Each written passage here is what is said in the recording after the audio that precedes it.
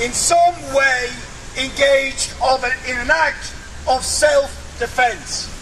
Now we have to name the slaughter by Israel on 2.2 million people of Gaza has nothing whatsoever to do with self-defense. It is a premeditated war crime.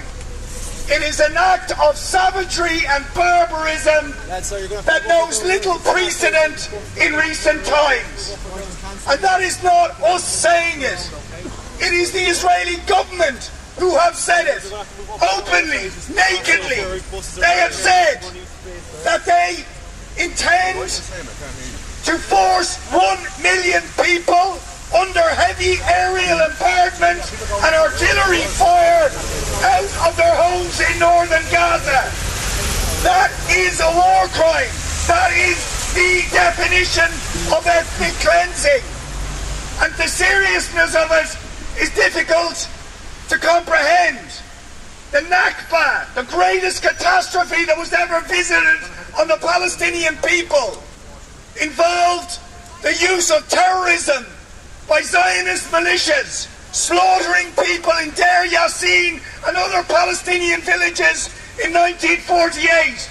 And that resulted in 750,000 people being expelled, ethnically cleansed from their homes. And that act of terrorism by the Zionist militias is the reason we have this violence and conflict now. But what Israel has done in the last few days is worse than the Nakba. More people, not 750,000, as criminal as that was, 1.1 million people told to leave or that they will be flattened, bombarded, while they're being bombarded, while they attack not just one hospital, multiple hospitals, multiple schools, multiple civilian infrastructure, the infrastructure that is capable of sustaining human existence in Gaza, the water, the energy, the power, the food. So this is an act of barbaric state terrorism and ethnic cleansing on the scale and worse than the Nakba of 1948. For any government to use the language of self-defense about what Israel is doing is shameful. It is in truth justifying and giving cover to the war crimes that Israel is committing against the Palestinians. So we need to be absolutely clear about this. There is no equivalence between the Palestinians and the State of Israel. One is the oppressed. The Palestinian people are the oppressed, and the other is the oppressor. And when the government say Israel has the right to self-defense, there is no legal right to defend apartheid anywhere in international law. There is no legal right to base a political system on ethnic cleansing anywhere in international law. There is, however, in international law, the right of an occupied and oppressed people to resist their oppression and their occupation by any means necessary, including by force of arms. Now I say that not to advocate any action or condone any action, but we need to be absolutely clear that is the international legal position. The oppressor state is Israel. The occupied, oppressed people are the Palestinians.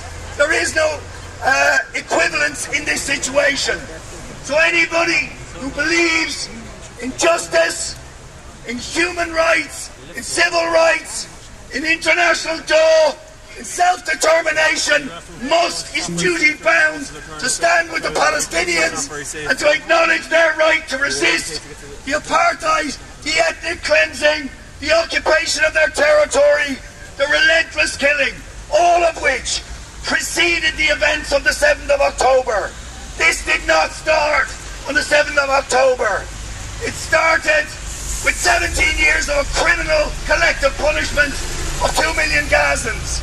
It started with this year being the deadliest year for the killing of Palestinians with impunity.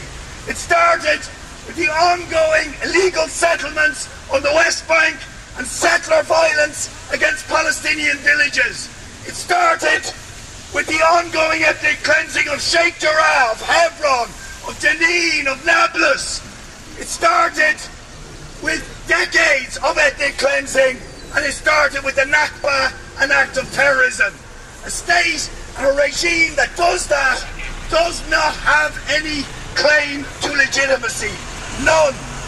And we have to stand with the right of the Palestinians to demand an end to that brutal and criminal regime. Finally, I want to say we must put pressure, therefore, on our government to immediately expel the Israeli ambassador.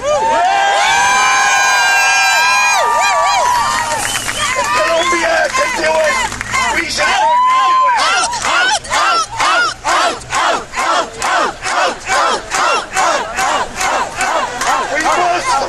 We must demand that Netanyahu, all the Israeli government leaders, all the military generals involved in these war crimes in Gaza are immediately referred for prosecution to the International Criminal Court for war crimes and crimes against humanity.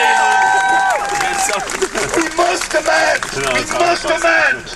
that Ursula von der Leyen, for standing beside Netanyahu while he was declaring his intention to commit war crimes, must resign immediately as the President of the EU Commission.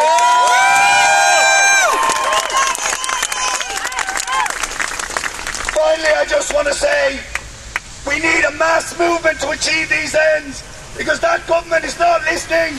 European Union leaders are not listening. The US government stands right behind supporting, sponsoring and sustaining the criminal regime in Israel. So it is only an uprising of the people across the world who believe in Palestinian self-determination and who believe in human justice have to stand up and rise up and force their governments to take the action necessary to end the brutal regime of apartheid and colonialism that is the Israeli state.